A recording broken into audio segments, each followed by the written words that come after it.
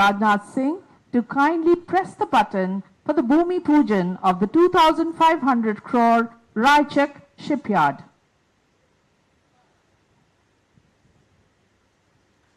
देवियों और सज्जनों, यह भारतीय समुद्री शक्ति का एक ऐतिहासिक लम्हा है।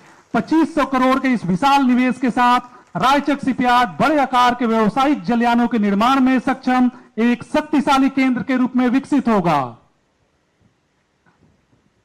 Ladies and gentlemen, let us turn our eyes to the screen to see how GRSE's 100 crore brownfield expansion at Timber Pond, Shalimar is restoring historic dry docks to boost shipbuilding productivity and speed up timelines for medium-sized vessels. Please enjoy this short documentary highlighting our growth plans for this facility.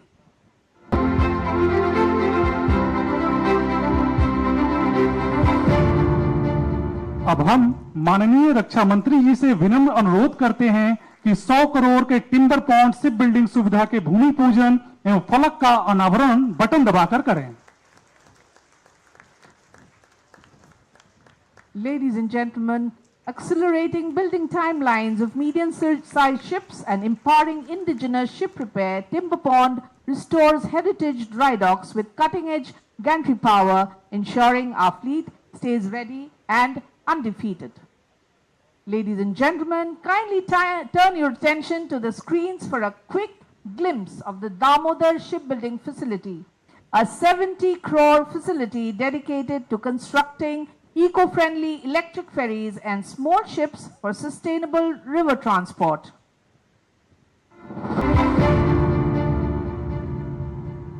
स्वदेशी electric फेरी निर्माण के माध्यम से हरित नदी परिवहन का मार्ग प्रशस्त करने वाली दामोदर शिप बिल्डिंग फैसिलिटी के भूमि पूजन एवं फलक के अनावरण हेतु अब माननीय रक्षा मंत्री जी से पुनः अनुरोध है।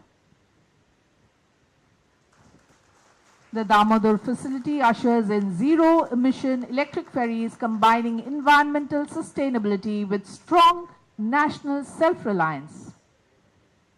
Ladies and gentlemen, prepare to be amazed by sheer industrial power and Industry 4.0 precision. We now invite you to view a short audiovisual on YIL's new 3,000-ton hydraulic forging press, replacing legacy infrastructure to secure critical supply chains for heavy artillery and naval weaponry. MSF, a unit of YIL, is commissioning a new 3,000-ton open die forging press against its 2,650-ton press. The project will ensure reliable production of critical gun barrels and ordnance components while enhancing MSF's strategic defense manufacturing capabilities. The 277.59 crore rupees project is undertaken to meet the requirements of defense PSUs, Indian private and international defense industries. We now invite Honorable Raksha Mantri Ji to press the button for the Bhumi Pujan of YIL's 3,000. That was the Bhumi Pujan for the YIL 3,000-ton forging press, ladies and gentlemen. भारतीय तोपखाने और सैन्य शक्ति की अटूट हुंकार 3,000 ton की यह प्रचंड फोर्जिंग प्रेस सेना के लिए गन बैरल और भारी गोला बारूद के निर्माण को अभेद गति प्रदान करेगी। Step into the future of advanced metallurgical engineering with our 5th and final new facility launch. Watch how YIL's cutting-edge radial forging plant at Ishapur shall drive self-reliance by producing indigenous 155 mm artillery barrels, super alloy forgings and frontier defense equipment entirely on Indian soil.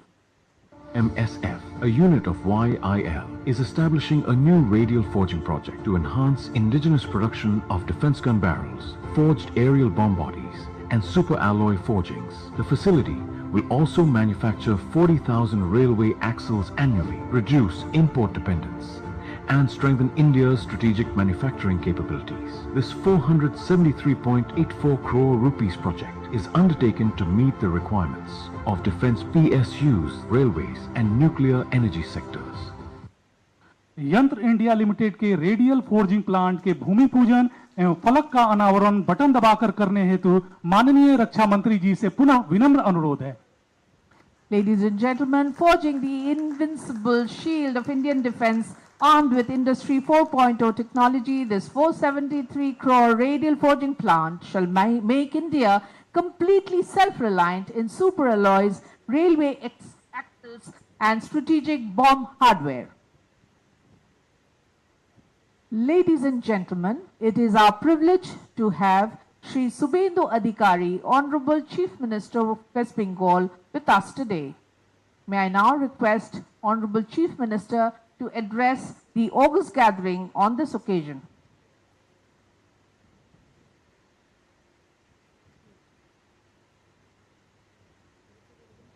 Bharat माता की most respected Defense Minister of our country and personally my guardian,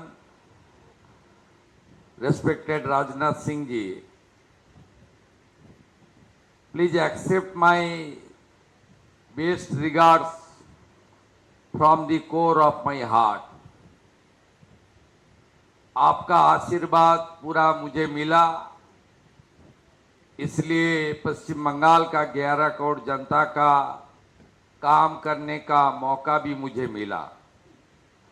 मैं मुख्यमंत्री होने का बाद दिल्ली में आपका कोठी में मुलाकात हुआ था। मैं आपका आशीर्वाद लिया। उस दिन आपने मुझे कमिट किया, मैं तुरंत बंगाल आ रहा हूं और बंगाल को खड़ा करने के लिए इन्वेस्ट लेकर ही जा रहा हूं। आपने मैन ऑफ वर्ड, आपने अपना कमिटमेंट पूरा कर दिया। Today is a glorious day of Bengal. 3,400 crore invested by the Garden Reach Shipbuilders and Engineers, GRSC. It's a historic day. Bengal के लिए, पश्चिम बंगाल के लिए मैं फिर एक बार मेरा नेता राजनाथ सिंह को मैं हृदय से वंदन करता हूं।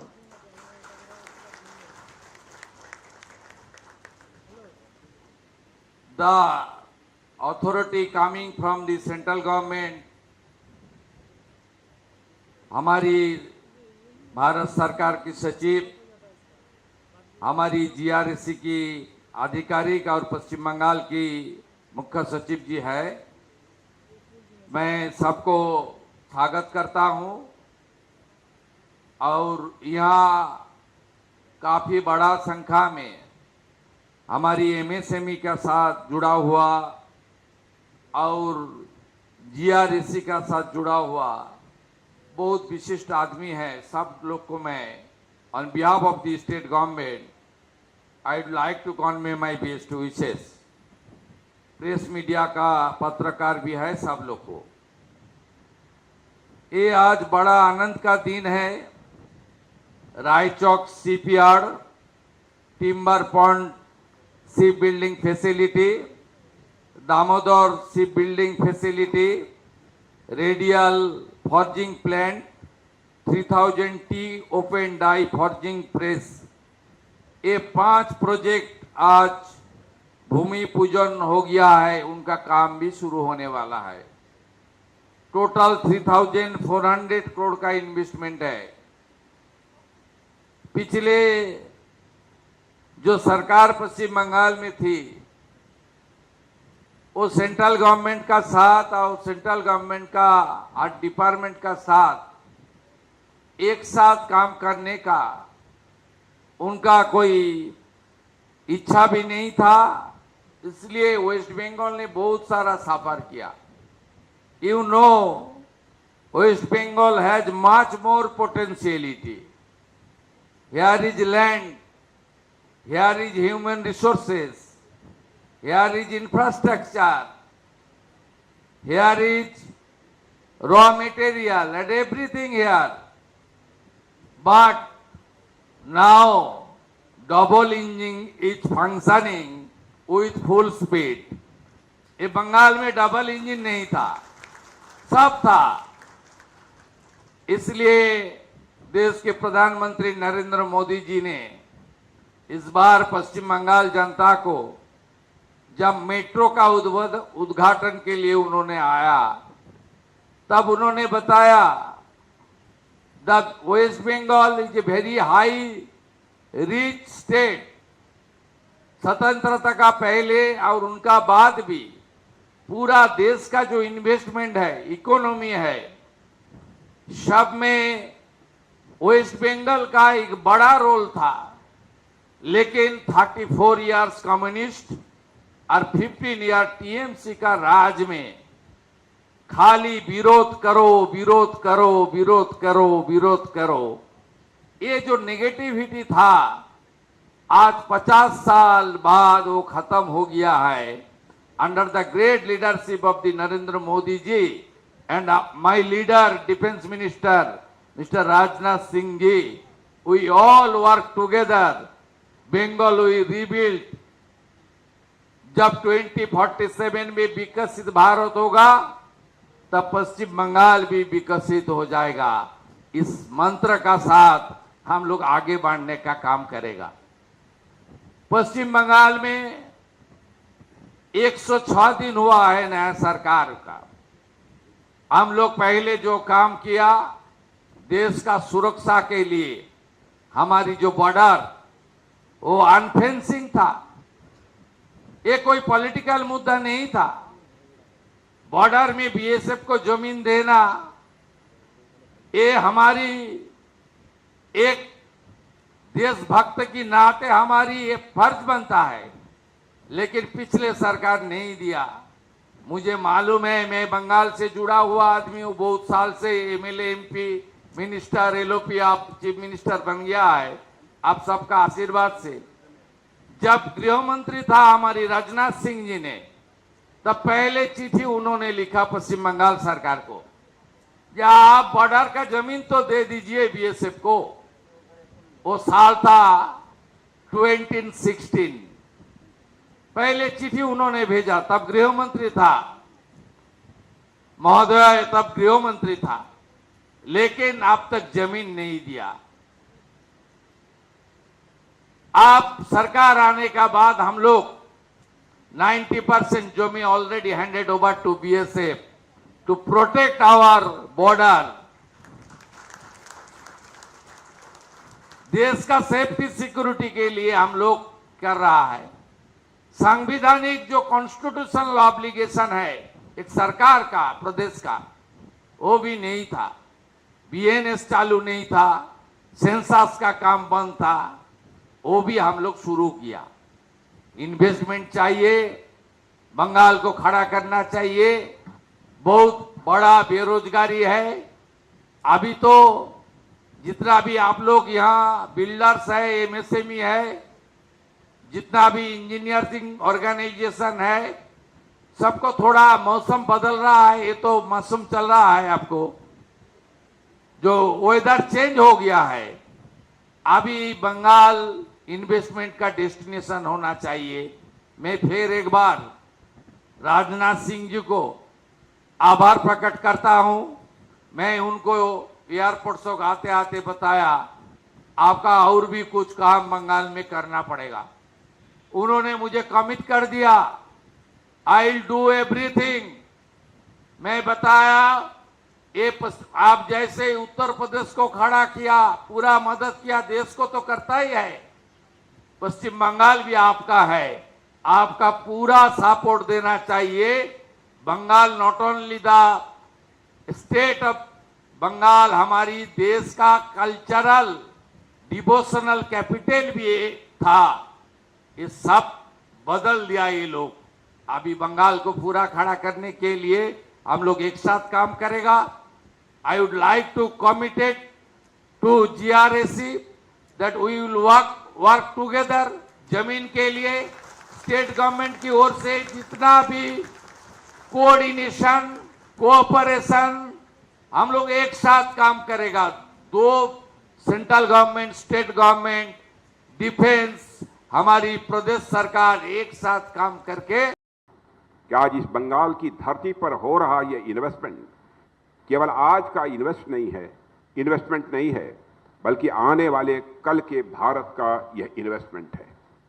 बंगाल में और खासकर कोलकाता में मेरा अक्सर आना होता है, पर इस बार का आना मेरे लिए बहुत ही खास है, क्योंकि आज एक साथ 5-5 प्रोजेक्ट्स की एक साथ नींव रखी गई है। और आज का यह दिन केवल जीआरएसी नहीं, बल्कि अब तो नवरत्न जीआरएसी, मैं गलती से जीआरएसी बोल गया, जब भी बोलना चाहिए नवरत्न जीआरएसी। यंत्र इंडिया लिमिटेड बंगाल के लिए नहीं, बल्कि पूरे देश के लिए बेहद महत्वपूर्ण है। और यह भूमि पूजन और शिलान्यास समारोह हमें हमारे विकसित भारत के संकल्प की ओर ठोस कदम बढ़ाने के लिए हम सभी को इंस्पायर भी करता है। साथियों, आज हम लगभग 3,500 करोड़ रुपए की लागत वाली 5 अत्यंत महत्वपूर्ण परियोजनाओं का भूमि पूजन और शिलान्यास किया है। इनमें जीआरएसी की 3 नई ship building facility, Raichak shipyard, timber pond Howrah ship building facility, Damodar complex ship building facility भी शामिल है।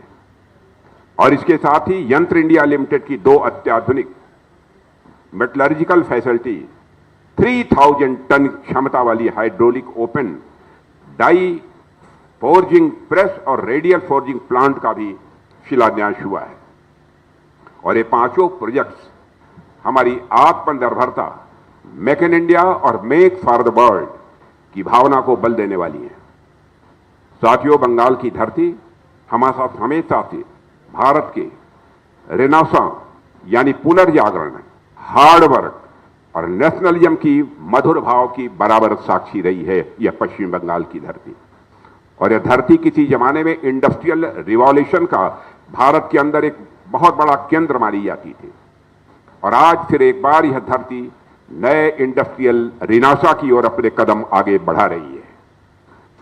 जीआरएसी और यंत्र इंडिया लिमिटेड जैसे संस्थान इस बात के प्रमाण हैं कि बंगाल का इंडस्ट्रियल बेस फिर से मजबूत हो रहा है। यहां से शुरू होने वाले ये सारे प्रोजेक्ट्स डिफेंस प्रोडक्शन को तो ये बढ़ाएंगे ही, साथ ही साथ एमएसएमई, एलाइड इंडस्ट्रीज और हजारों लोगों के लिए रोजगार के नए अवसर भी पैदा करेंगे। और एक तरह से देखें तो ये प्रोजेक्ट्स बंगाल की सोशियो इकोनॉमिक प्रोग्रेस के नए चैप्टर के रूप में सामने आने वाले हैं। अभी कुछ ही दिनों पहले स्वतंत्रता दिवस के अवसर पर लाल किले के प्राचीर से हमारे प्रधानमंत्री नरेंद्र मोदी जी ने सप्तधारा की बात की थी। आप लोगों ने सुना होगा। उन सप्तधारा में से एक प्रमुख धारा रक्षा क्षेत्र का भी उन्होंने उल्लेख किया था।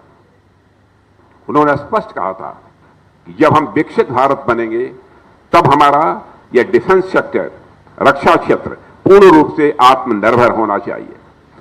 हम इस क्षेत्र में किसी भी देश पर निर्भर नहीं रह सकते और हमारी अपनी स्वदेशी कंपनियों और रिसर्च इंस्टीट्यूट को ही इस क्षेत्र में पूरी तरह से डोमिनेंस हासिल करना ही होगा। और आज के 5 प्रोजेक्ट्स उसी स्ट्रेटेजिक ऑटोनॉमी को रिफ्लेक्ट कर रहे हैं। साथियों, जीआरएसी से मेरा गहरा जुड़ाव रहा है। पिछले कुछ वर्षों में मुझे कई बार आपके द्वारा आयोजित कार्यक्रमों में आने का अवसर मिला है और आप लोगों से मिलकर मैंने ये देखा है कि आपका शिपयार्ड किसी भी चुनौती को स्वीकार करने और देश को आत्मनिर्भर बनाने के संकल्प के साथ हमेशा तैयार हमको दिखाई दिया है। इसके लिए मैं पुनः आप सबको अपनी तरफ से हार्दिक बधाई देता हूं। साथियों, इस शिपयार्ड में advance guided missile frigate INS Dunagiri भी निर्मित हुई है, जिसे इसी वर्ष माननीय प्रधानमंत्री जी ने राष्ट्र को समर्पित किया है। जीआरएसी ने अब तक 800 से अधिक वेसल्स बनाए हैं, 800 से अधिक वेसल्स बनाए हैं। और सबसे बड़ी बात है कि आप सभी आत्मनिर्भरता के एजेंडे पर काम कर रहे हैं। एक मिशन के साथ आप सब काम कर रहे हैं। यहां तक कि जो next generation offshore patrol vessel बन रहे हैं उनमें 80% से अधिक इंडिजिनस कंटेंट होगा।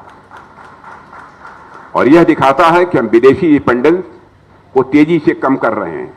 और मैं इस अवसर पर जीआरएसी को नवरत्ना स्टेटस मिलने पर भी अपनी तरफ से हार्दिक बधाई देता हूं। यह कोई सामान्य बात नहीं है नवरत्ना स्टेटस प्राप्त होना। आप लोगों ने यह करिश्मा किया है बंगाल की धरती पर। साथियों, यंत्र इंडिया लिमिटेड यानी YIL भी उतने ही गर्व से हमारे डिफेंस मैन्युफैक्चरिंग कैपेबिलिटी का पिलर बनकर खड़ा है। आज ईशापुर स्थित मेटल एंड स्टील फैक्ट्री में 2 नई मॉडर्न फैसिलिटीज का भी शिलान्यास हुआ है। इनमें advance weapons and strategic components की क्रिटिकल सप्लाई चेन पूरी तरह से सिक्योर होगी। अक्टूबर 2021 में एग्जिस्टेंस में आने के बावजूद इतने कम समय में ही इस कंपनी ने जो भी हमारे प्रारंभ के चैलेंजेस थे उन चैलेंजेस को पार करते हुए लगातार फाइनेंशियल और रेगुलेटरी एक्सेलेंस भी हासिल किया है। ट्रेडिशनल गोला बारूद से आगे बढ़ते हुए YIL रिसर्च एंड डेवलपमेंट पर भी लगातार इन्वेस्टमेंट कर रहा है। साथियों, YIL ने MSF ईशापुर में 750 करोड़ रुपए से अधिक का इन्वेस्टमेंट किया है। और ये इन्वेस्टमेंट 1976 से चली आ रही पुराने सिस्टम को बदलकर इंडस्ट्री 4.0 कैपेबल प्रिसीजन मैन्युफैक्चरिंग स्थापित करेगा। इससे हम और भी तेजी से स्वदेशी हथियारों के निर्माण की ओर अपने कदम आगे बढ़ाएंगे। साथियों, स्वदेशी हथियार हमारे लिए कितने जरूरी हैं, इसका उदाहरण हमें ऑपरेशन सिंदूर के दौरान देखने को आपको मिला होगा। केवल भारत को ही नहीं, भारतवासियों को ही नहीं, सारी दुनिया को देखने को मिला है। ऑपरेशन सिंदूर के दौरान दुनिया ने भारत के इंडिजिनस स्वदेशी हथियार प्रणालियों की क्षमता को भी देखा है। और आगे भी रक्षा मंत्रालय के साथ हमारे लैब्स, हमारे पब्लिक सेक्टर अंडरटेकिंग्स और प्राइवेट स्टेक होल्डर्स मिलकर अपनी सेनाओं को इंडिजिनस प्लेटफॉर्म से लैस करने में कोई कसर नहीं छोड़ेंगे। यह बात मैं विश्वास के साथ कह सकता हूं। और हमने यह साबित किया है कि आत्मनिर्भरता यह हमारी केवल पॉलिसी नहीं है।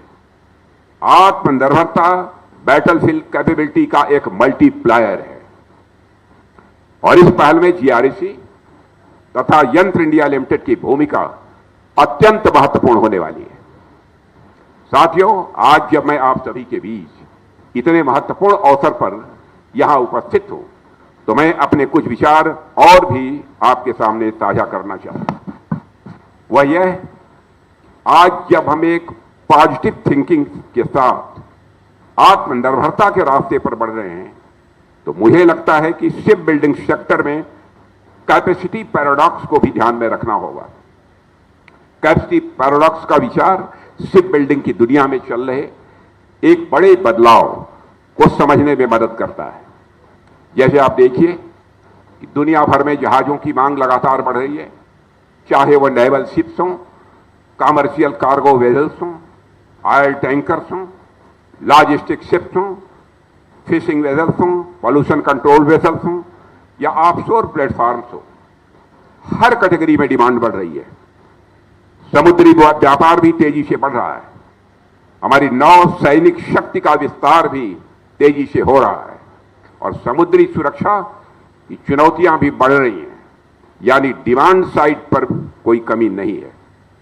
दूसरी तरफ मैं आपका ध्यान आकर्षित करना चाहता हूं, यूके, यूएसए, नीदरलैंड और फ्रांस जैसे ट्रेडिशनल जहाज बन